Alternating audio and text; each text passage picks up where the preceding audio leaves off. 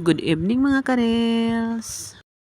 So here I am again. So nagpaibog na pug ko dani ka mga karels no ni akong sudan mga karels.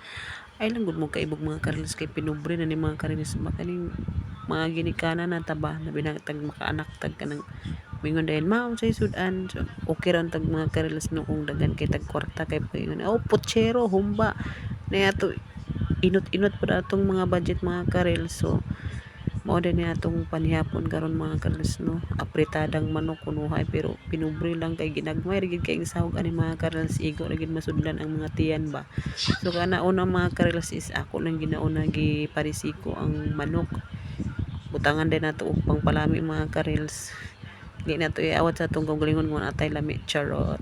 So ana lang mikos-mikos sa mga karels no, gibutangan nato na tugtuyo kay para manuot-suot gid ang iyang mga lasa no, samtang ato pang gipaparisiko ang mga manok. So pagkaman ani mga karels, ako na po din gilunod ang mga patatas na niyang carrots nga pila ra kabuk maihap ra gud mga karels.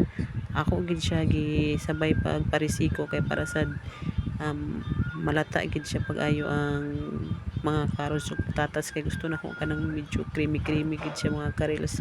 So after na mga karels din na nato grugayon kay gutom na kayo. So na ang resulta mga karels. So lami na kay istanan, medyo luspad pa ni, ibutangan na itong tubig kay lami man ang sabaw-sabaw pa isagol sa atong kanon.